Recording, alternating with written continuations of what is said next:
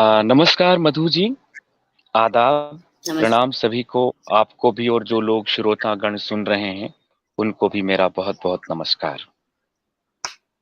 आपने बिल्कुल सही कहा, अगर ये सोशल मीडिया ना होती तो कहाँ कैसे किस तरह मुलाकात हो पाती।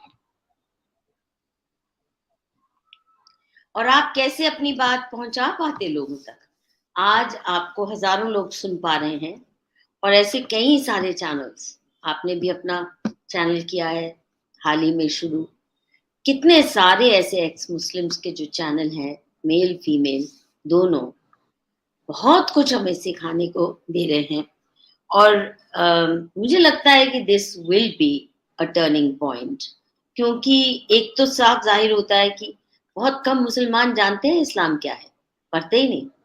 अब हिंदुओं ने पढ़ना शुरू किया है और कुछ हमारे हिंदू यूट्यूबर्स भी हैं जिन्होंने लेसन्स देने शुरू किए हैं।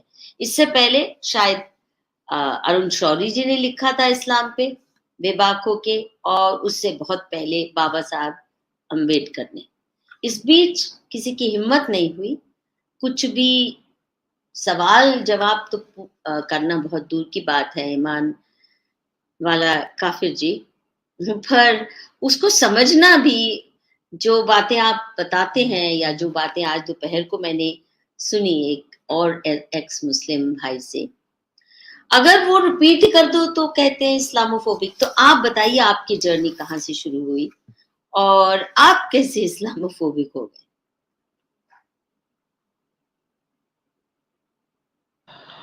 मधु जी, मेरा जो जन्म एकदम टिपिकल जैसे मुस्लिम घराने होते हैं उन घरानों में जन्म हुआ।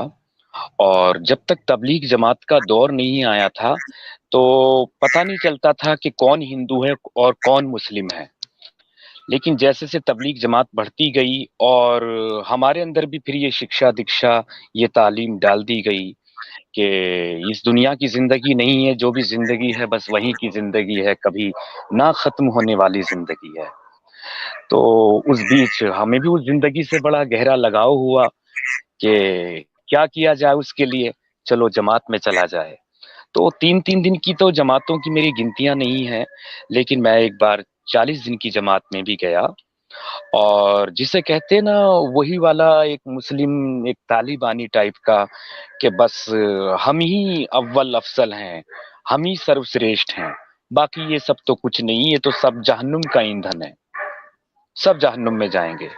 अल्लाह ने जो भी इनको आपने दे क्या रखा है क्या इसी दुनिया में क्या दे रखा है। अल्फाज इस्तेमाल किए? जहन्नुम का ईंधन है? हाँ जी, हाँ जी, हाँ जी, जहन्नुम का ईंधन है काफिर जो हैं। और ये बल्कि जहन्नुम को इन्हीं से सुलगाया जाएगा। Oh my god! जी। तो ये चीजें सुन सुन के जब बड़े हुए, देखते रहे, और जिस भी लंबी दाढ़ी वाले मूछे सफा उनसे मिले, तो यही सब बातें। कभी कभार जैसे कोई सवाल दिमाग में आया तो एक ही जवाब मिला, देखिए सवाल नहीं कर सकते, दीन में अक्ल का दखल नहीं है, दीन में अक्ल का ओह! दखल नहीं है। जी। तो गजब की पिछले दिनों जुमले हैं मैंने, ये। जी जी, गजब के और रटे रटाए जुमले हैं इनके, एक जैसे ही वो कैसेटें हैं सब इनकी। तो पिछले दिन मधु जी, मैंने एक आर्टिकल लिख रहा था, दीन में अक्ल का दखल नहीं है, तो मैंने लिखा कि इस्लाम में सिर्फ शराब और सुअर ही नहीं बल्कि अक्ल भी हराम है, तभी तो कहते हैं कि दीन में अक्ल का दखल नहीं है। That's a ji. good one. हुँ, और कमाल हुँ, की बात ये देखिए, जिस अक्ल पर सारा दारो मदार है, जिस हुँ, बुद्धि पर, हुँ, इंसान और जानवर के बीच में इसी चीज से तो फर्क होता है। हुँ। ये जानवर है, ये इंसान है, इसी से शुरुआत हुई एक फर्क की, जो अलग अलग होते चले गए। और पिछले दिनों मैंने उनको से भी ये बात कही थी एक इंटरव्यू में, पूजा परवीन दीदी जी से, कि देखिए हमारा जो सबसे ऊपर अल्लाह ने दिमाग रखा, अल्लाह ईश्वर भगवान, उसे जो भी आप कहते हैं, लेकिन मैं अरबी वाले अल्लाह की बात नहीं कर रहा यहाँ पर, एक जो परमात्मा सर्वशक्तिमान को जो शब्द कहा जा सके, तो जब उसने सबसे ऊपर दिमाग दिया, और दिमाग भी सबसे मजबूत हड्डियों के अंदर सजा रखा, उसे महफूज किया, ऊपर से फिर बाल भी लगाए ताकि इसे गर्मी ना लगे या ज्यादा सर्दी ना लगे, इतने महफूज करके इतना सुरक्षित तरीके से उसको रखा, और सबसे ऊपर उसका मकाम दिया और ये लोग उसी की कुदरत से किनारा करते हैं, कहते हैं कि दीन में अक्ल का दखल नहीं है। ये कैसे हो सकता है? आप तो उस अल्लाह की ही कुदरत से, उसकी बनावट से, उसकी साख्तगी से, उसी से आप नफरत कर रहे हैं, उसी से दूर भाग रहे हैं। जी मधु जी, आपकी आवाज नहीं आ रही। आपकी आवाज। मैंने कहा हाँ, कि अब आई। आपकी जर्नी की हाँ, शुरुआत तो कैसे हुई? उसके बाद जब मैं जमातों वगैरह में तो आना जाना ये रहा, फिर मुझे शायरी का शौक था, लिखने का शौक था, थोड़ा बॉलीवुड में जाना है, तो ये एक ख्वाहिश थी। तो मुंबई आना जाना शुरू हुआ और मेरा जो सफर था, मैं बहुत एक कहना चाहिए पढ़ा लिखा नहीं, इंसान नहीं था उतना, और ना ही इतने बड़े घर से था। तो मैं मुंबई गया, किसी दोस्त के पास रुका, और फिर मेरा कुछ वक्त फुटपाथों पे गुजरा, और उन दिनों वही जिंदगी बन चुके थे फुटपाथ। और मैं उस हालत में भी रोजे रख रहा था, रमजान का महीना था, 2005 की बात है ये, दिसंबर। तो मैं रोजे रख रहा था, और एक शख्स, जब मैंने रोजा अफ्तारा और मैंने खाना नहीं खाया, और मेरे दिमाग में तो यही था ये काफिर है, तो एक काफिर मेरे सामने रोटी लेकर आया। अब मैं भूखा तो बहुत तेज था, मैं देख रहा था कि यार ये तो काफिर है, ये तो जहन्नुम में जाएगा, इसके हाथ से मैं रोटी कैसे खा लूं, मैंने तो रोजा रखा है। तो मधु जी, जब यहाँ से दिमाग खुलना शुरू हुआ, क्या मुसलमान क्या काफिर, इंसानियत ही सब कुछ है, और जिसके अंदर इंसानियत नहीं तो समझ लीजिए उसके अंदर मतलब जानवर ही है एक तरह का। तो वहां से जब जर्नी शुरू हुई, देखना शुरू किया, और देखते देखते फिर आना जाना, मुंबई का ट्रेवल सफर, ये सारी चीजें रही। खैर उससे आगे बढ़े, हालात काफी अच्छे हुए, सुधरे हुए, लोग जाने, वगैरह वगैरह। फिर लेकिन जब 2019 में मोदी जी ने जब लॉकडाउन लगाया, तो उन दिनों की एक बड़ी दिलचस्प बात है कि मैं कभी कभी ड्रिंक कर लिया करता था। तो लॉकडाउन था, सब कुछ बंद थी, दुकानें। तो मुझे ख्याल आया कि यार कुछ लिखा जाए, कि मैं उस वक्त बेखुदी के आलम में क्या बोलता था, क्या सोचता था। कुछ लोग नाराज भी होते थे और कुछ लोग खुश भी होते थे। तो मैंने ऐसे ही 10 12 15 पेज लिख दिए, और हम्म। मैंने एक पेज उसका फेसबुक पर पोस्ट किया। तो हम्म। जैसे ही पोस्ट किया, तो मुझे बहुत सारे जो हिंदू फ्रेंड्स थे वो एकदम कमेंट बॉक्स में उल्टा सीधा बोलते हुए आ गए, गालियां देते हुए। मैंने, यार ये तो बड़ी अजीब सी चीज है, गालियों पर आ गए ये लोग। और फिर मैंने अगली बार एक दूसरा पेज शेयर किया 2 3 दिन के बाद, और फिर क्या था, वो तो मुसलमान एकदम जैसे मधुमक्खियों का छत्ता होता है, उस तरह से दौड़ते हुए, शोर मचाते हुए आ गए। हिंदुओं ने तो सिर्फ बेचारों ने गालियां ही दी थी, लेकिन यहाँ तो मैसेंजर में इमरोज, सॉरी, ईमान वाला काफिर, खुदा से तौबा कर ले, तौबा का दरवाजा अभी बंद नहीं हुआ है, जहन्नुम में जाएगा। कुछ लोगों का कहना ये था कि ये नाम बदल कर आ गया है, ये इस्लाम को बदनाम कर रहा है। मैंने तो सिर्फ सच ही लिखा था, इसमें ऐसी कौन सी बात हुई। तो फिर मैंने सोचा कि नहीं, अब तबीयत के साथ लिखा जाए, और फिर मैंने इस किताब को लिखना शुरू किया, और इसका नाम ईमान वाला काफिर रखा, क्योंकि इनके हिसाब से तो काफिरों के पास ईमान नहीं है, लेकिन एक काफिर ऐसा जिसके पास ईमान भी है। बल्कि आज हमारी दिन में बात चल रही थी है कि असल ईमान तो काफिरों के ही पास है, जिसके सही पास बात। इंसानियत है, मोहब्बत है, उसी के पास ईमान है, बाकी किसके पास है। इंसानियत है, मोहब्बत है, और धर्म के आधार पर पूरी सिविलाइजेशन खड़ी रही है। जिन काफिरों को इन्होंने तबाह नस्तो नाबूद किया, उनकी उन काफिरों की तो सारी सिविलाइजेशन ही, संस्कृति ही, उसका आधारभूत ही धर्म है। और धर्म इज नॉट अबाउट रिचुअल्स, धर्म इज नॉट अबाउट मंदिर में घंटियां बजाना। धर्म is about every aspect of your life being governed by ethical principles. तो ईमान की परिभाषा क्या है, जरा ये समझाइए इस्लाम में। मधु जी, जो इस्लामी परिभाषा है, ये तो हमने अपनी वाली बताई। एक आवाज तो डिस्टर्ब नहीं कर रही है? मस्जिद में काफी तेज अजान हो रही है। हाँ, वो तो चारों तरफ हो रही है। आज मुझे हैरत है कि मेरे आसपास की मस्जिदें इस वक्त चुप हैं। नहीं, चलिए प्लीज। जी। तो जो इस्लाम की परिभाषा है ईमान की, अल्लाह पर यकीन रखना, अल्लाह के फरिश्तों पर यकीन रखना, अल्लाह के नबी मोहम्मद पर यकीन रखना, क़यामत के दिन पर, जन्नत जहन्नुम पर यकीन रखना, और अक्ल को अपनी खत्म करके, खारिज करके जैसे कह दिया है उसी तरह से चलते रहना, और कोई सवाल ना करना, मुड़कर ना देखना। ये मुसलमानों वाला ईमान है। और मोहब्बत भी करो तो सिर्फ और सिर्फ अपने ही मोमिन भाइयों से मोहब्बत करो, और वो भी अपने ही फिरके के हों, वो भी अपने ही फिरके के हों। ये इनका ईमान है। बाकी ये नहीं कि हर किसी से मोहब्बत कर, यूं तो कह देंगे एकदम जी हमारे तो इस्लाम में आया हर किसी से मोहब्बत करनी चाहिए, दो चार आयतें लिए फिरते हैं इस तरह की। भाई और अगली आयतें तो देख लो, अल्लाह हम्म। कितनी जगह पर कत्लो कित्ताल की बात कर रहा है, काफिरों को मुशरिकों को मारने की बात कर रहा है, और तुम उस पर अमल कर रहे हो। यही ईमान है, उस बात को मानना। क्योंकि कुरान की तो सरसरी भी अगर हम सरसरा भी अध्ययन करें, तो एक तो बात साफ है कि उसमें काफिरों के प्रति नफरत और अनडाइंग हॉस्टिलिटी, इररिकंसाइलेबल हॉस्टिलिटी, यानी वो कुछ भी हो, कितने भी भले हो, उन्हें उन्होंने आपके ऊपर कितने भी एहसान किए हों, कितने भी नेक दिल हों, कुछ भी हो, काफिर है तो वाजिब कातिल है, कत्ल है।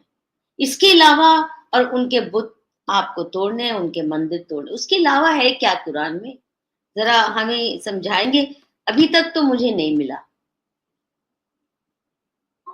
मधु जी, जो किबला है मुसलमानों का, जिसकी तरफ रुख करके नमाज पढ़ते हैं, और वो किधर है, वो जो सॉरी रखा गया है मगरिब की जानिब, तो वो किस जगह पर बसाया गया, वहां भी बुत परस्ती थी, वहां भी मंदिर थे, वो भी सनातनी लोग थे। तरीके भले उनके कुछ जुदा हो सकते हैं, वो अरबी के नाम थे उनके भगवानों के, उनके ईश्वरों के, उनके देवताओं के, तो सबको तोड़ फोड़ कर ही तो बसाया गया है वहां पर। तो जाहिर सी बात है, जब इस्लाम की शुरुआत, उसका जन्म ही उस जगह से होता है जहां से मंदिरें ढाई है, बर्बाद की है, खत्म की है, तो फिर बताइए यहाँ पर जो कहते हैं कि एक बार कोई हिंदू कहे कि हिंदू मुस्लिम सिख ईसाई सब आपस में भाई भाई, तो हिंदू के मुंह से तो ये नारे अच्छा लगता है, चूंकि वो रियलिटी बोल रहा है, सबको भाई समझता है, उसकी संस्कृति में इतनी ताकत है सबको अपनाने की। लेकिन इनके यहाँ कौन सी ताकत है अपनाने की? सबसे अलग आप देखिए, हिंदू भी अलग धर्म है, जैन भी अलग धर्म है, सिख भी अलग धर्म है, लेकिन ये धर्म जब हिंदुओं से जुड़े तो इनकी संस्कृति, इनके धर्म के साथ पूरी तरह से जोड़ लिया गया। जैन भी नहीं अपने आप नहीं, को हिंदू बोले तो ये प्रॉब्लम नहीं धर्म होती। अलग नहीं है। बुनियादी सनातन धर्म की ऑफशूट्स हैं, ब्रांचेस हैं। जी वो तो है, ब्रांचेस है, जैसे लेकिन बात एक एक कहने की ये दरख्त है। है और उस दरख्त की कितनी भी शाखाएं हो सकती हैं, जी तो बिल्कुल, जड़ तो आपकी वही बात है। बिल्कुल दुरुस्त है, लेकिन इन कहने की बात यह है कि इन लोगों के अंदर नहीं है, ये नहीं मिल सकते उस तरह से। हम्म। इन्हें अलग रहना है, अलग ही दिखना है। इन्हें यहां तक कि अगर काफिरों का पहनावा भी पहन लिया, अगर किसी औरत ने साड़ी पहन ली तो वो भी हराम हो गई, वो भी नाजायज हो गई। अगर ऐसा? दाढ़ी किसी ने रख ली और मूछे भी उसके साथ उगा ली दाढ़ी के साथ साथ, तो वो दाढ़ी भी हराम हो गई। अच्छा, ये मूछे दाढ़ी वाला कहाँ से फतवा आया, कब का है ये कि मूछ नहीं रखनी, दाढ़ी रखनी है? क्योंकि पहले तो हम मधु जी, नहीं देखते इसके थे अभी। इसके ऊपर तो बहुत सोचा मैंने कि ये कहाँ से आई, ये कहाँ से नहीं आई, ये चीज मुझे मिली नहीं।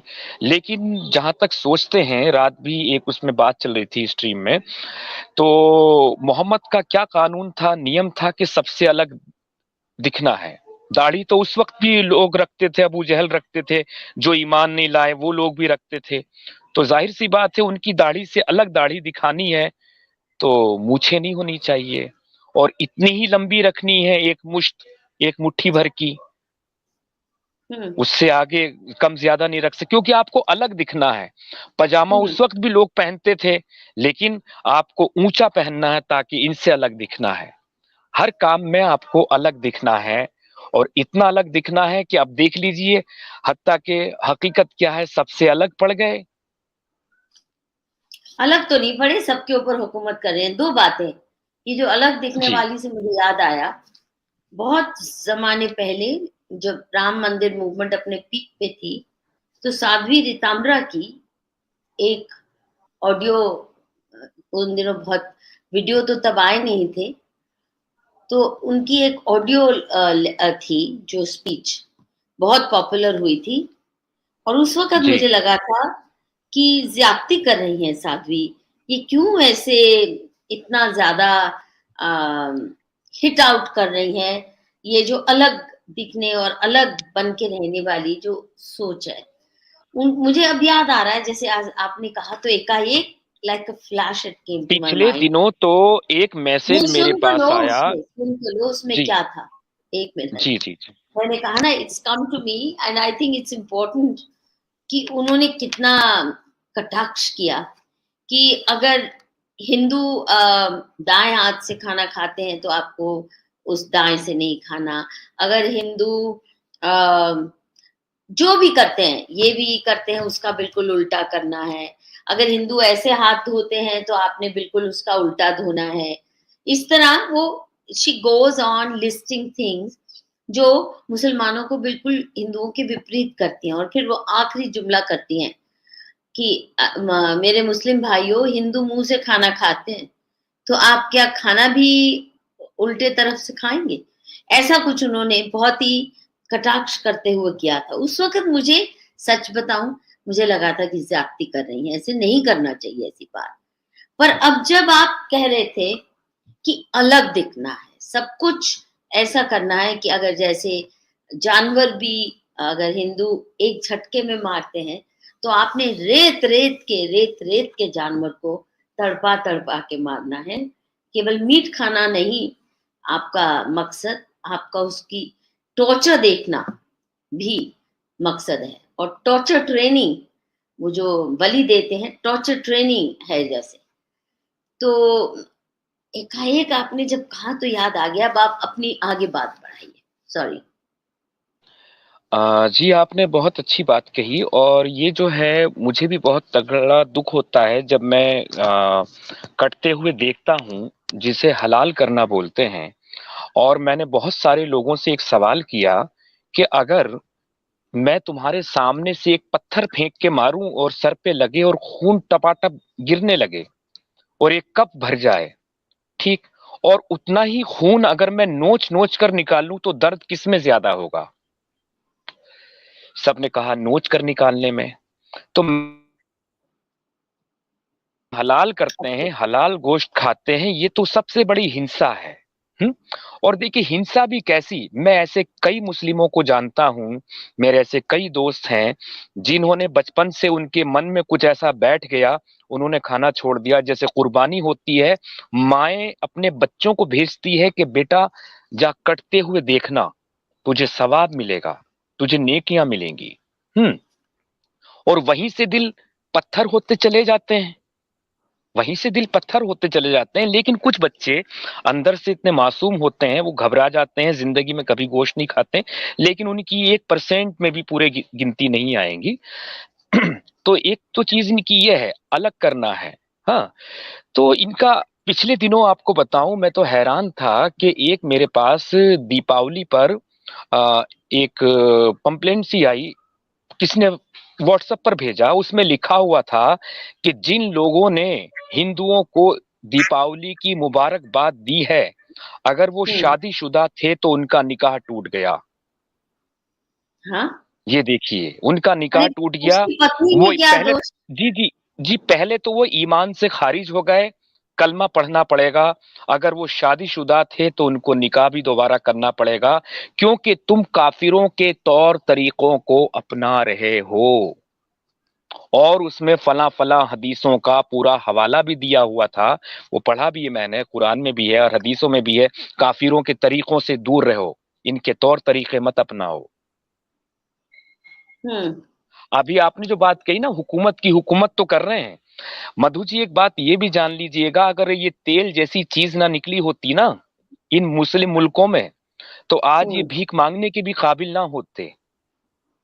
वो जो इनके पैगंबर थे मोहम्मद साहब, चांद सितारों की बात करते थे, और उनके पांव तले इतना खजाना था, इतने तेल थे, इतने इसके बारे में उन्हें कुछ मालूम नहीं था, कोई इल्म नहीं था। हम्म। जी।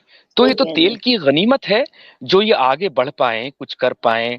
और कुरान जो इतना फैला दुनिया भर में, और जो इस्लाम को इन्होंने फंडिंग कर की है, वो सब तेल के ही डॉलर से किया है, जो भी किया है, नहीं नहीं, वरना खुद पर क्या सुनिए किया है। सुनिए सुनिए ईमान जी। भाई, उससे पहले लूट और प्लंडर देखिए, जितना बड़ा एम्पायर काउंकर किए इन्होंने। अब देखिए हिंदुस्तान को ही देखिए, भारतवर्ष को देखिए, कहाँ ईरान से सीमाएं थी एक तरफ, और फार ईस्ट तक, और आए घुड़सवारी, कोई तेल नहीं था, कुछ नहीं था, केवल ब्लड लस्ट, और हजारों मीलों की जर्नी तय करके आते रहे, मरने आते रहे, मारने आते रहे, और इतना बड़ा सब कॉन्टिनेंट पे कब्जा कर लिया अपना। तो ये मत कहिए केवल तेल से फैला, और कितने नहीं मुल्क नहीं, अफ्रीका देखिए, में गए। देखिए मैं इस बात से बिल्कुल इनकार नहीं करूंगा, क्योंकि ये तो तेल की वो बताई है मैंने, जो इनकी इकोनॉमी हालत थोड़ी सी, अर्थव्यवस्था सुधरी है। बाकी जो माले गनीमत कहा है, वो तो साफ तौर से मोहम्मद साहब ने कहा है कि अब तक माले गनीमत मतलब लूट का माल। अब तक सारे नबियों पर हराम था ये। एक इकलौता वाहिद आखिरी नबी मैं हूं, आखिरी पैगंबर, जिस पे अल्लाह ने ये माले गनीमत जायज कर दिया है। यानी कि अगर एक मुसलमान आपके घर में आके चोरी कर ले, डकैती डाल ले, तो उसे बिल्कुल अल्लाह की तरफ से कोई गुनाह नहीं मिलेगा। बस शर्त यह है कि वो मुसलमान ना हो। मुसलमान के घर में चोरी नहीं करनी, डकैती नहीं डालनी। और बाकी काफिरों के लिए पूरी छूट है, उनकी लड़कियां भी माले गनीमत है। सही कह रहे हो। अभी अन्वेषक एक सवाल पूछ रहे थे, जरा प्लीज ले आइए स्क्रीन पर दोबारा। वो कह रहे हैं, Madhu ma'am please ask him what is meant when मुफ्ती दीज डेज से अब दज्जल का दौर शुरू हो गया है।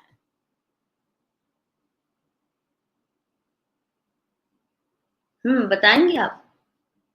जी, क्या कहा, थोड़ा सा जरा हिंदी में एक्सप्लेन दोबारा ले कीजिएगा। आइए स्क्रीन पे। आप देख पा रहे हैं स्क्रीन? वो नहीं, है मैं कि थोड़ा सा मुफ्ती, फोन पर हूँ, ठीक है, छोटी स्क्रीन है जी। अच्छा, मुफ्ती जो कहते हैं अब दज्जल का दौर शुरू हो गया, इसका क्या मतलब? हाँ, एक काना दज्जाल नाम का कोई सुना है, जो इनका है कि वो आएगा, ये करेगा, वो करेगा। अरे ऐसी ऐसी वाहियात कहानियां बनी पड़ी हैं, ऐसी ऐसी वाहियात कहानियां बनी पड़ी है कि पत्थर भी बोलेंगे कि यहाँ एक यहूदी छुपा हुआ है। पत्थर भी बोलेंगे, पत्थरों की भी जबान होगी। आप देखिए। हम्म। पर हुआ था ना मोहम्मद जी की जिंदगी में, तो जहां यहूदी छुपे थे जिन चट्टान के पीछे या जहां भी, तो बताया गया उनको, और किस बेरहमी से उनका स्लॉटर हुआ, ये तो उनकी जीवनी में आता बिल्कुल। ही है। आप बेरहमी का वाकया तो जो इनकी बीवी साफिया से देख लीजिए। यहूदी लड़की थी, उसके बाप का, भाई का, सबका कत्ल कर दिया। और फिर उसी रात उससे हमबिस्तरी करते हैं। और दुनिया के लिए नियम कानून क्या है, बड़ा अच्छा लगा था मुझे ये कानून। मैंने मोहम्मद का ये कानून है, मुझे बहुत अच्छा लगा था कि हस्बैंड अगर मर जाए या डिवोर्स हो जाए तो इद्दत।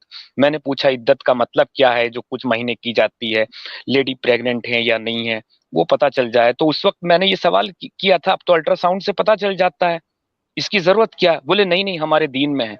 चलो दीन की कर रहे हैं तो ठीक है, लेकिन मोहम्मद ने वो नियम दूसरों के लिए बनाए हैं। उसी रात उसके साथ जाके, आपने पढ़ा ही होगा वो वाकया। जी जी, कहते बहुत हुए भी बहुत शर्म आती है, बहुत। कहते शर्म हुए भी आती शर्म कहते हुए आती है भी।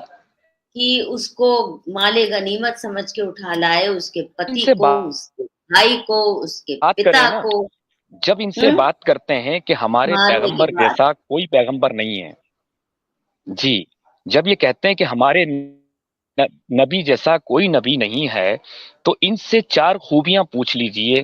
5 खूबियां क्या, एक खूबी नहीं आज हमारी बात भी चल रही थी ना, एक अच्छे इंसान वाली खूबी बता दो यार। पैगंबर तो बहुत बड़ी चीज हो गई, ईश्वर का दूत तो बहुत बड़ी चीज हो गई। हम्म। एक हदीस लिए फिरते हैं, उस हदीस को मैंने बहुत ज्यादा ढूंढा, कहीं से मिले कि एक औरत रोज मोहम्मद के ऊपर कूड़ा डालती थी, वो झाड़ हम्म। कर निकल जाते थे।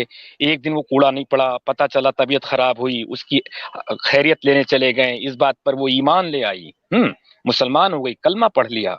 सुनने में बहुत अच्छी बड़ी प्यारी बात लगती थी जब उस वक्त सुनते थे। तो फिर किसी से बहस होने लगी मेरी, तो वो पढ़ा लिखा इंसान था, उसने बताओ कहाँ से आई ये हदीस। मैंने बहुत सर्च किया और मैंने कई आलिमों से, मुफ्तियों से पूछा, कोई मुझे नहीं बता पाया। मैंने ऑथेंटिक किताब हो, बुखारी शरीफ हो, सही मुस्लिम हो, तिरमिजी शरीफ हो, जिनको आप मानते हैं, उनसे दिखाइए, कहीं भी नहीं मिली। हाँ, तो एक इसमें इंसान तो वाली खूबियां नहीं है। जी, अल जी। तकिया की तो परिकाष्ठा है और बहुत काम आती है। ये बहुत काम आती है। अब देखिए ना, दिल्ली में भी दंगे हुए तो तुरंत विक्टिमहुड का नैरेटिव क्रिएट कर दिया कि वो हिंदू जा रहे थे मस्जिद पे भगवा झंडा लगाने वगैरह वगैरह। एक बिल्कुल उल्टा नैरेटिव। भला वो सीसीटीवी कैमरास का कि उन्होंने पकड़ लिया। पर अच्छा सुनिए, कई सारे हमारे व्यूअर्स एक सवाल बार-बार आपके प्रति पूछ रहे हैं कि आपने जी। किसी चैनल पे कहा था कि राम के नाम पे हिंदू क्या करते हैं, उसका कुछ वर्णन किया था। उसपे काफ़ी लोग अपसेट हैं। मैंने हाँ, सिर्फ देखिए एक ही आप। बात, एक ही इंटरव्यू दिया था मैंने मधु जी, हुँ, पूजा परवीन उपाध्याय जी को। जरा हुँ। कोई उसमें मैसेज मैंने क्या लाइन कही थी, जरा अगर कोई बता दे तो। ये बार-बार ये सवाल आ रहा है कि राम के नाम आपने कहा था हिंदू, कुछ ज़ाहिर है आपने यही कहा होगा कि कुछ हिंदू बहुत गलत काम करते हैं राम के नाम पे, ऐसा कुछ कहा आपने? देखिए मैंने लिखा भी है, चूंकि मैं झूठ नहीं बोलता। और जब से ये बात मैं बोलता हूँ कि जब से मैं काफिर हुआ हूँ तब से तो बिल्कुल झूठ, और कुछ कहीं कहीं बोलता हूँगा, लेकिन 90% झूठ छूट गया है काफिर होने के बाद से। और ये मुझे पता नहीं कैसे छूटा है काफिर होने के बाद से। देखिए मधु जी, मैं राम की बहुत रेस्पेक्ट करता हूँ, श्री राम की। और हुँ, जीवन भर उनका जो बलिदान है, उनका जो त्याग है, उनके त्याग ने ही उनको भगवान बना दिया। और सारी चीजें जो उन्होंने की, जो हिंदू कहते हैं कि सीता मैया के साथ ऐसा किया, छोड़ दिया, बुराई करते, आलोचना करते, मैं उन्हें वहां भी टोकता हूं। वहां भी राम का स्वार्थ नहीं था, वहां भी प्रजा के लिए था। वो इंसान अपने लिए जीना ही नहीं जाना, पूरी जिंदगी दूसरों के लिए ही जिया है। हम्म। एक ऐसा कैरेक्टर है जो मैं दूसरे तरीके से लेता हूं, जैसे हनुमान जी है, और भी जो वानर सेना के साथ साथ जानवर जो लड़े हैं जाकर जंग में। तो मेरा मानना ऐसा है कि राम वो शख्सियत थे, वो इंसान थे, वो पुरुषोत्तम थे। जंगल में जैसे कदम पड़ा उनका, तो उस जंगल के जानवरों में भी इंसानियत जाग गई, उस हुँ, जंगल के जानवर भी बोल पड़े, वो भी मानव सभ्यता में आने लगे, आ गए। तो वो राम अगर उस राम के नाम पर बोलकर कुछ किया जाए, तो मधु जी, कोई कर रहा है नहीं कर रहा है, लेकिन मेरे दिल को थोड़ी सी तकलीफ होती है, क्योंकि मैं राम की बहुत रेस्पेक्ट करता हूँ, बहुत इज्जत हुँ। करता हूँ। जी। तो किस बात पे आपको तकलीफ हुई थी?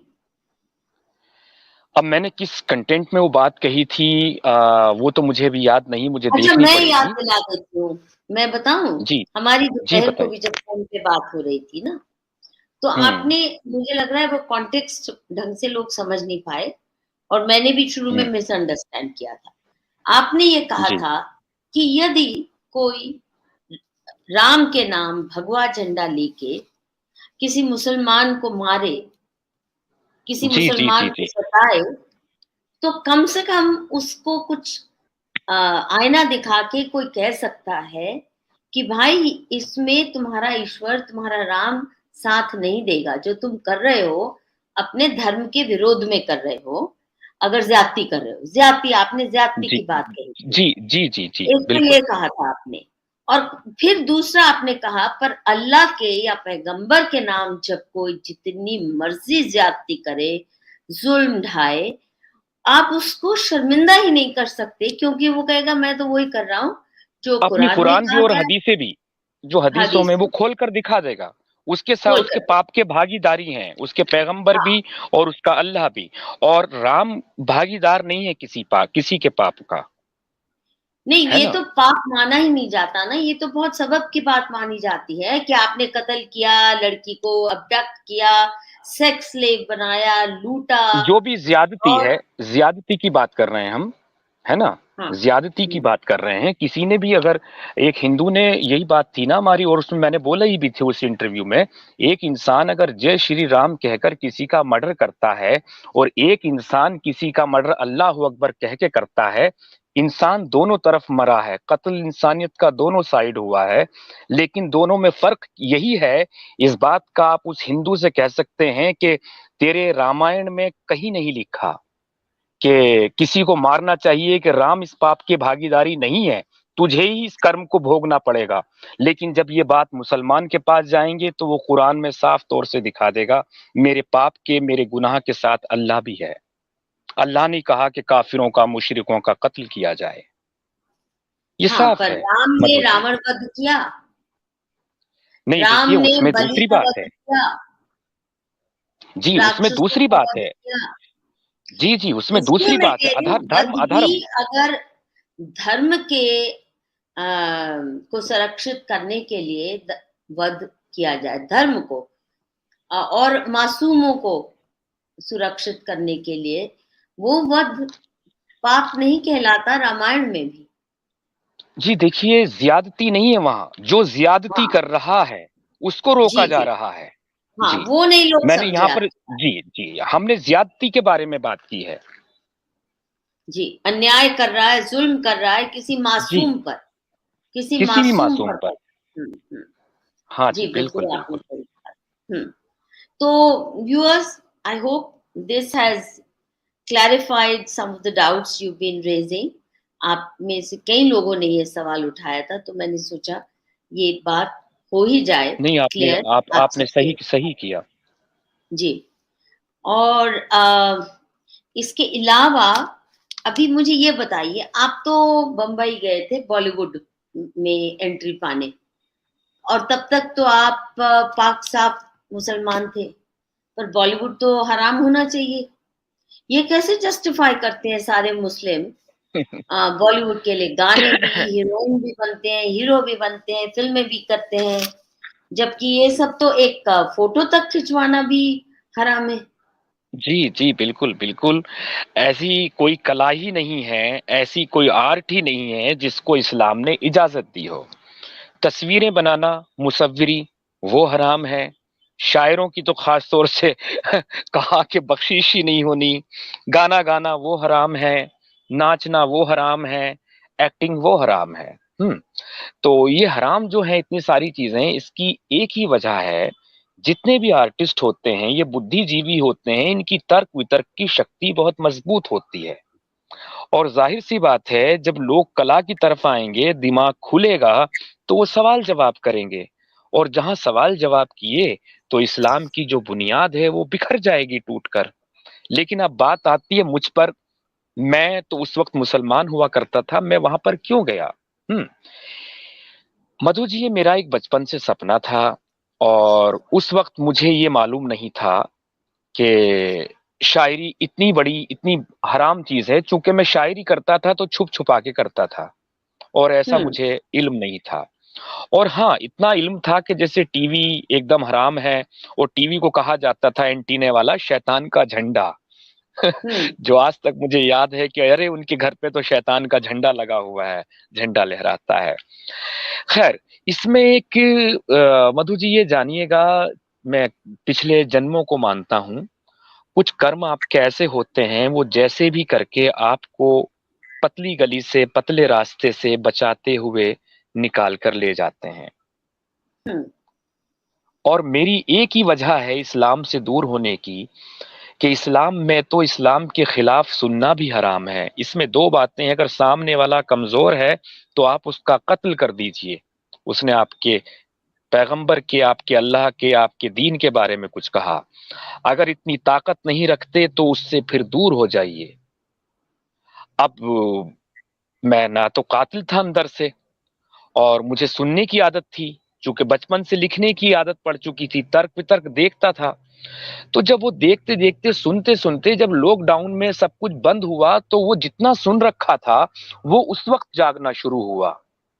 इसलिए मैं जितने भी एक्स मुस्लिम्स के चैनल्स हैं और उन्हें जो गालियां मिलती हैं, मैं उन सब से एक बात बोलता हूं, ये जो लोग तुम्हें गालियां दे रहे हैं आज, और जो एक्स मुस्लिम की जो बड़ी टोली, जो बड़ी फौज निकलेगी, इन्हीं लोगों में से निकलेगी, क्योंकि ये सुन रहे हैं।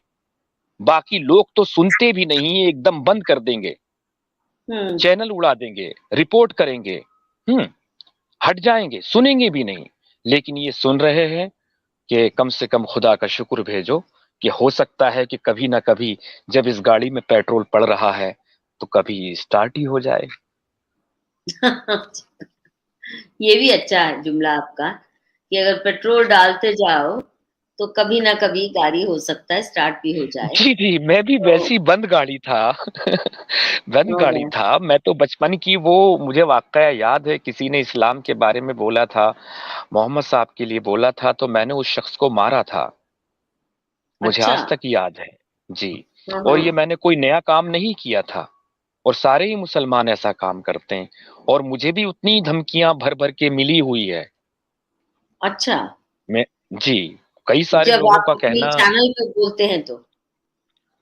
नहीं, अपना चैनल तो मैंने मधु जी रात से ही शुरू किया है, पहली वीडियो थी, और एक हम्म आज छोटी सी वीडियो डाली है। तो ये तो मैंने कल से ही शुरू किया है, कल रात से ही। हम्म। और पहले से शुरू करता तो खैर काफी आगे तक होता। हम्म। तो फेसबुक अच्छा वगैरह ये, पे जो मैं पोस्ट करता था वहां से। अच्छा फेसबुक पे, तो आपकी जर्नी पब्लिक लाइफ जो है वो फेसबुक से शुरू हुई। जी जी, वो फेसबुक से शुरू हुई। और आपको क्या लग रहा है, एक तरफ जो अगर हम देखते हैं तो जिस तेजी से कन्वर्जन बढ़ रही है हिंदुस्तान में भी, बहुत तेजी से मस्जिदें प्लांट हो रही हैं। ऐसे ऐसे शहरों में भी जो मंदिरों वाले शहर होते थे, वहां भी planting of masjids and churches of course is going on at a very fast pace. दूसरी ओर आप कह रहे हो कि बहुत से यंगस्टर्स जो अब उनको आदत पड़ गई है सुनने की भी, केवल अपना बघाड़ने की नहीं, तो वाकई क्या इस्लाम से मोह भंग हो रहा है कि अ, अभी वो नौबत आई नहीं। देखिए, मदरसे वगैरह तो बैन हो नहीं सकते, आपको मधु जी बताऊं। मदरसे इसलिए कि खाड़ी देशों से बहुत अच्छे ताल्लुक है भारत सरकार के, और फंडिंग वंडिंग वहां से आती, बहुत बड़ा कोहराम मच जाएगा। लेकिन अगर तबलीग जमात को बैन कर दिया जाए तो हम्म बहुत चीजें आसान हो सकती है। जो कट्टरता इन्होंने भरी है कूट कूट के पूरे समाज में, जो हम्म इंसान कभी मदरसे नहीं गया, वो भी दाढ़ी रख के मुल्ला बना घूम रहा है, वो भी दीन की दावतें देता फिरता है। हम्म हम्म तो किसने किया ये सारा खेल तमाशा? ये तबलीग जमातों ने किया है। हम्म जैसे मेरी माँ बिल्कुल कट्टर नहीं थी, लेकिन बाद में आहिस्ता आहिस्ता उनमें भी परिवर्तन हो गया था। तो हम्म। उसकी जिम्मेदार भी तबलीग जमातें थी। तो तबलीग जमात बिल्कुल बिल्कुल बैन होनी चाहिए। नहीं, कैसे जब लोग करते कह हैं, आपकी माँ को कैसे कट्टर बनाया। नहीं, उसमें होता क्या है मधु जी, जैसे मर्द लोग जमात में गए, ठीक, अब तो औरतों की भी हम्म जमात जाने लगी है, और हम्म मर्द लोग जमात में गए, और वहां से हम्म जो सीख साख के आए, वो 40 दिन का चिल्ला लगा के, और वो सारे की सारी नसीहतें अपनी औरतों के ऊपर। हम्म हम्म और औरत तो ऐसी है मुस्लिम घराने में, मुस्लिम समाज में, जो कह दिया वो मानना ही मानना है। उसका फरमान शौहर का कि खुदा का फरमान हो जैसे। हम्म और फिर जब औरतें औरतें मिलती है कि ऐसे जहन्नुम में जाएंगे, जलेंगे, ये जो डर है, ये जो खौफ है, ये मजहब खौफ का है, डर का, और कुछ नहीं है इसमें। तो फिर वो इज्तमे रखने शुरू करती हैं, वो दीन की बातें रखनी शुरू करती हैं। फजाइल अमाल एक बहुत चर्चित किताब है इन लोगों के बीच में, फजाइल अमाल, जिसको खास हम्म तौर से पढ़ा जाता है। तो जितनी सारी किताबों की कट्टरता के सारे जूज निचोड़ के उसमें रखते हैं, और कहते हैं हम तो मोहब्बत की बात करते हैं। भैया, हम्म मोहब्बत मैं भी जमात में गया हुआ हूँ। दूर से सुनी हुई बात नहीं कह रहा। मोहब्बत की बात तो करते हो, लेकिन किन के लिए करते हो, अपने ही मोमिनों के लिए करते हो, अपने ही मुसलमानों के लिए करते हो, हम्म। जन्नत में ले हेलो, जाओगे। आपका आवाज बंद हो रहा है। कर इसलिए हेलो। करते हो, हम्म। हेलो। लेकिन दूसरे क्या आपने है, जैसे फिर वही बताया ना, आपकी आवाज बार बार कट रही है। बात तो कि बार बार वो कट तो रही है। काफिर हैं। हम्म। काफिरों का सरनेम क्यों लगा रखा है? मिट्टी की आपकी आवाज बार अगर बार कट खुशबू है, रही है, ईमान महक वाला है भाई। तुम्हारे ओ अंदर, कपिल भाई, आवाज कट रही है। अभी अभी भी कट रही है। अब आती है फिर जाती है, फिर आती है आ, जाती है। हम्म। अच्छा, आ, अभी अभी आ रही है आवाज? आ रही आ रही। जी। तो मैं कहाँ से कह रहा था, मुझे पता नहीं या ध्यान नहीं नहीं, मैं रहा। आपसे तो पूछने मैं यही वाली कह रहा थी, आपने कहा कि आपकी माँ को भी कट्टर बना दिया। इससे जुड़े मेरे दो सवाल हैं। एक तो प्लीज डिस्क्राइब कैसे वो जी। महिलाएं, मैं औरत तो शब्द नहीं इस्तेमाल करूंगी, मालूम हो चुका है कि बहुत वाहियात मीनिंग है उसका। तो आप भी कृपया, क्योंकि इस्लाम छोड़ चुके हैं, तो महिला को, स्त्री को औरत कहना बंद कर देना। दूसरी बात, कैसे उन्होंने किया, क्या टेक्निक्स होते हैं उसके। और तीसरी बात, वैसे तो मुस्लिम परिवारों की महिलाएं बहुत जालिम भी होती हैं। कैसे पत्थर फेंकती हैं, कैसे सड़कों पे आके कोहराम मचा देती हैं।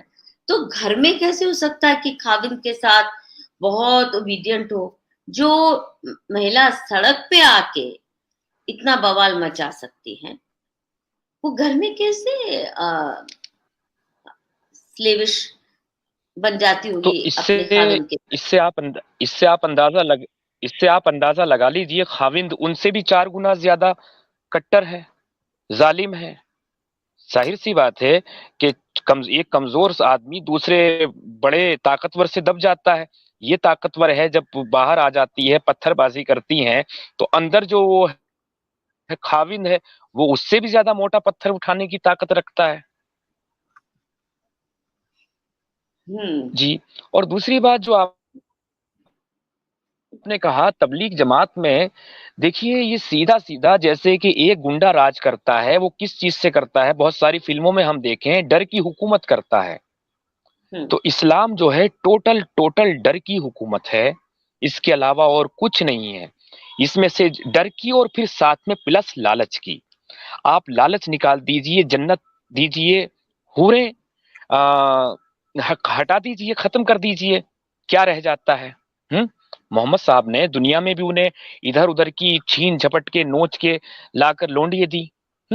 और जन्नत में भी फिर हम्म। वही है, फिर दूसरी साइड जहन्नुम में भी वही है। हम्म, तो ये जो आपका आवाज फिर लालच है, और जो एक मैं पॉइंट ऐड करना चाहूंगा यहाँ पर, आवाज सही आ रही ना अभी मेरी? बीच में कटी, बीच में कटती है बीच बीच में। जी चलिए, एनीवे कंटिन्यू। अच्छा, 1 मिनट रुकिए। हम्म।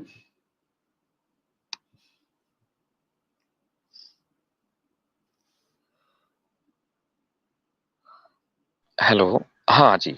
अभी जी। सुन पा रहे हैं आप ठीक से? जी। अभी सुन पा रहे हैं? तो एक पॉइंट जी। मैं ऐड करना चाहता था, जो मैंने एक आर्टिकल लिखा था। और जो ये हलाल करते हैं ना, इस तरह से गर्दन काटते धीरे धीरे, जब पूछा गया ऐसा क्यों, तो इनका कहना है कि खून की एक बूंद जमीन पर गिरने से पहले वो जानवर जन्नत में पहुंच जाता है। ठीक। तो ओह। मैंने एक आर्टिकल, जी जी जी, वो जन्नत में पहुंच जाता है। तो फिर मैंने एक आर्टिकल लिखा था, और उसका शीर्षक भी बड़ा फनी है, जन्नत में सांड। हम्म। तो एक हाँ। सर्वे आया है कि इस दुनिया में जितनी तेजी से जानवरों को मारा जा रहा है, अगर उस तेजी से इंसानों को मारा जाए, तो 19 दिन के अंदर इंसान का बच्चा भी नहीं बचेगा। हम्म। ओह। जी, तो अब आप बताइए कि जो ये सारे के सारे जितने भी जानवर काट रहे हैं, और बकरा ईद पर तो वो भी काटता है उधार-सुधार पैसे करके, जिसके पास नहीं होते पैसे, वो भी जोड़ हम्म। कर इकट्ठे करके जैसे-तैसे रखता है। तो जन्नत में क्या है, सांड ही तो हैं ये। सब ये भैंस बकरियाँ ही तो फिर रही हैं, सब जानवर ही तो फिर रहे हैं। कहाँ है आपकी हूरें? तो मेरा तो बड़ा फनी आर्टिकल था कि जन्नत में सांड, हूर के पीछे सांड भाग रहा है और मौलवी साहब के हाथ में डंडा है। नहीं, पर सांड इसलिए क्योंकि उसकी एक बूंद भी जमीन पे नहीं गिरी, इसलिए। नहीं, नहीं, नहीं, नहीं, जमीन पे गिरी, जैसे ही धीरे-धीरे कटा, वो जितना तड़पा और वो जन्नत में पहुंच गया। पर सांड को थोड़े मारते हैं, वो तो कम होता है, बकरे को मारते हैं, गाय को जी, जी। मारते हैं। तो मरखाना जिसे मारने वाला कहा जाता है, तो वो सांड का इसलिए, ये तो किसी चीज़ को नहीं छोड़ते ना, ऊँट हो या सांड हो, जो भी हो। बाकी अगर आप हटा दीजिए फतवा, फतवा कह रहा, सॉरी, ये नियम कानून गाय के लिए कल से ही देख लीजिएगा बीच चौराहे पर कटते हुए। आज भी चोरी छुपे मानते कहाँ हैं? कितने आज भी नहीं, पकड़े नहीं जाते, न्यूज़ नहीं आती आज भी। सही बात है। आज भी आती है न्यूज़। खैर, वो तो गाय को काटना तो ये हमें चिढ़ाना, हमें नीचा दिखाना, हिंदुओं को, काफिरों को, उनका मन बिल्कुल डीमोरलाइज हो जाए कि अपने ही देश में उनकी नहीं चलती, वो तो समझ आती है किस लिए। ऐसा नहीं कि कोई गाय के गोश्त से इनको बहुत प्यार है, पर प्यार है काफिरों को नीचा दिखाने से, उसका कोई तरीका मत छोड़ो। जी। देखिए, ये तो इनका सीधी सी बात है, इनका सिद्धांत यही है, क्योंकि सबसे अलग दिखना है, और अलग दिखने के लिए किस किस को कितना सताया जा सकता है, और जो कुरान, जो अल्लाह की किताब जिसे कहा जाता है, वो हम्म। साफ तौर पर जब कत्ल की सुपारी दे रही है, मर्डर की वो किताब, तो कैसे ये बाज आ सकते हैं? जो किताब इंसान को मारने की बात कर रही है, तो उनके लिए जानवर क्या चीज है? वो तो बहुत छोटी सी चीज है ना। कत्ल की सुपारी दे रही है, ये आपका जी, एक और जुमला मुझे बहुत पसंद आया।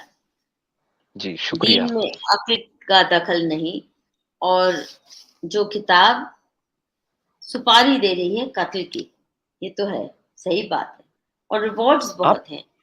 जी, हम्म। और सचवाला जी जो हैं, उन्होंने तो बाकायदा गिन के बताया है, 170 जगह पर काफिरों और मुशरिकों के कत्ल की बात की गई है, 170 हम्म। जगह पर। कुरान के अंदर ना। जी, कुरान के अंदर। जी। हदीसों से तो ये मुकर सकते हैं कि ये ज़ईफ है, ये कमज़ोर है, ये लंगड़ी लूली है, अपनी जहाँ फंसते हैं तो वहां खुद ही उसको तोड़ देते हैं, कमज़ोर बना देते हैं। लेकिन कुरान के लिए तो ऐसा नहीं बोल सकते ना, वहां तो जो है वो है, और कहेंगे तो फिर यही खुद फंस जाएंगे। इलाज क्या है ये बताओ। अब हम एज ए हिंदू इस जेनोसाइडल कल्ट के साथ कैसे जिए। देखिए, इलाज और वही है। हम्म। जी, जी, कहिए, आप पूरी बात कीजिए। हाँ, मतलब कैसे जूझे। एक तो मारते हैं, फिर रोना शुरू कर देते हैं, विक्टिमहुड नैरेटिव लेके पहुंच जाते हैं सुप्रीम कोर्ट तक।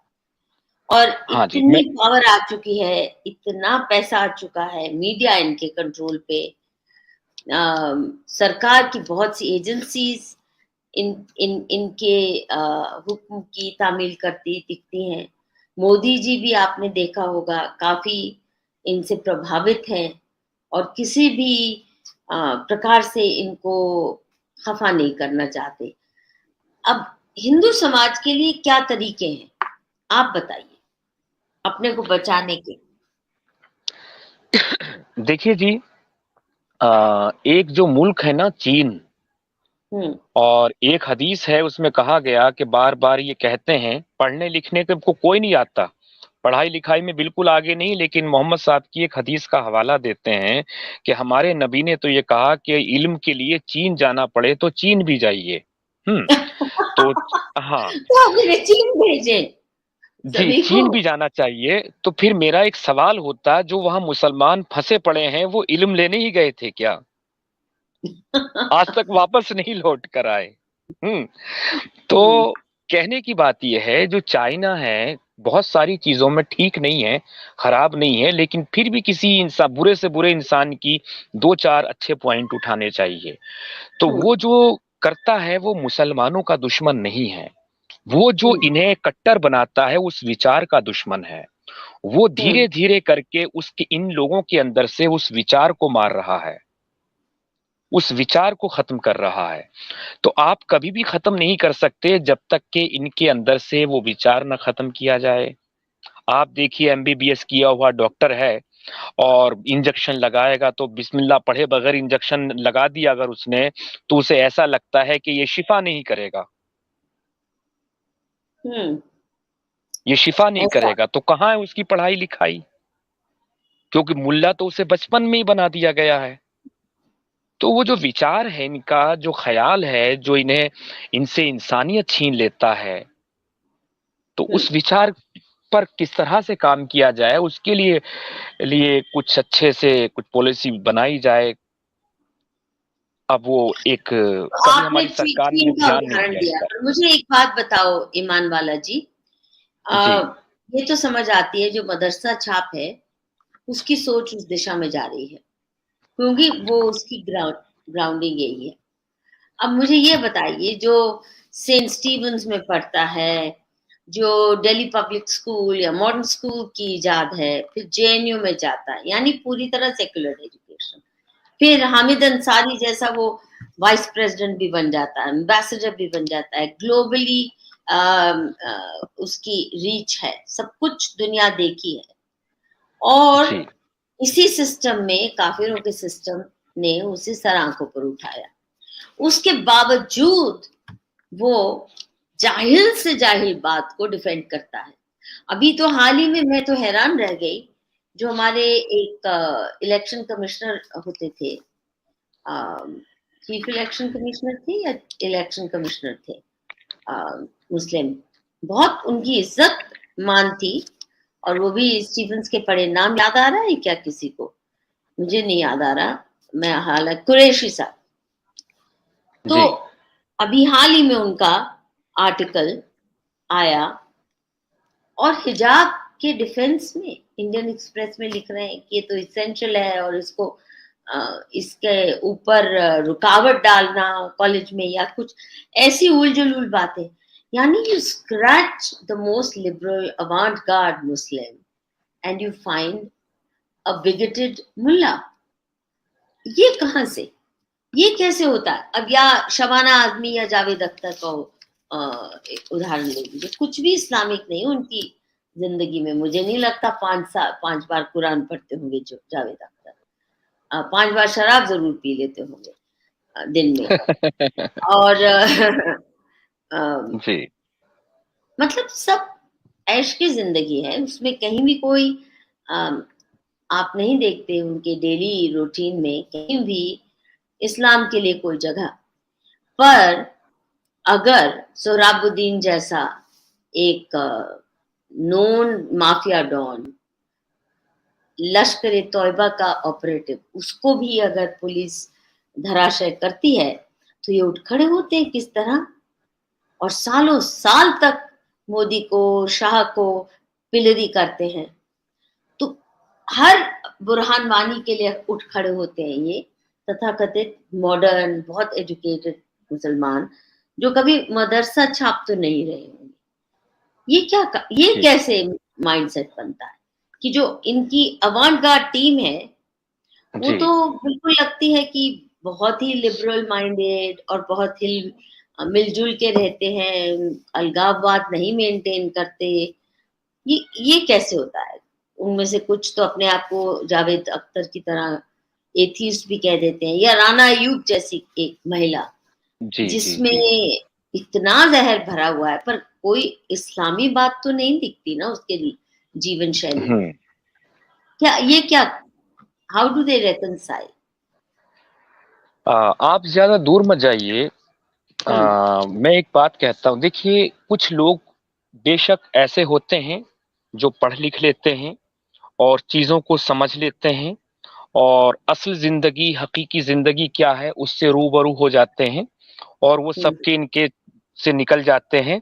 और बस मेरे ऐसे कई दोस्त हैं जो अंदर से पूरे के पूरे काफिर हैं, लेकिन उन्हें रिश्ते नाते निभाने हैं तो कहते हैं भैया एक बार जुमे की नमाज पढ़ लेते हैं और एक बार ईद की पढ़ लेते हैं, रिश्ते निभाने हैं, लड़कर क्या करें। एक तो वो लोग होते हैं, ठीक है, और वो पढ़े लिखे भी होते हैं, वो अनपढ़ भी होते हैं, जो समझदार होते हैं, ठीक। और समझदारी अनपढ़ में और पढ़े लिखे में किसी में भी हो सकती है। जी। लेकिन जब बात आती एजुकेटेड मुस्लिम जो हैं, तो मैं एक बात बोलता हूं कि भाई इतना क्या कहना चाहिए भला, इतना खतरनाक एक अनपढ़ मुस्लिम नहीं है जितना एक पढ़ा लिखा मुस्लिम हो सकता है। बिल्कुल सही, बिल्कुल सही। आपके ओसामा बिन लादेन तो सॉफ्टवेयर इंजीनियर हैं, उसकी काबिलियत पर कोई शक करेगा? वो तो हम्म। सॉफ्टवेयर इंजीनियर थे। लेकिन कारनामे क्या थे? इतनी बड़ी बिल्लादीन कंपनी के मालिक थे, ओनर थे, लेकिन कारनामे क्या थे? उस शोहरत से, उस तरक्की से भी उनका पेट नहीं भर रहा था। उन्हें वही जंगो जिहाद करने थे, वही इस्लामिक कानून थोपने थे, वही वहां अमेरिका में जाके मासूमों को मारना था। क्योंकि जो अंदर से खुराक है, वो जितने आप स्ट्रांग हो जाते हैं फिर उसको उसी लेवल पर पूरा करते हैं। अगर एक इंसान के अंदर मुल्ला घुसा हुआ है बचपन से और वो मरा नहीं है, तो आप ये जान लीजिए उसका ना पढ़ना ज्यादा बेहतर है।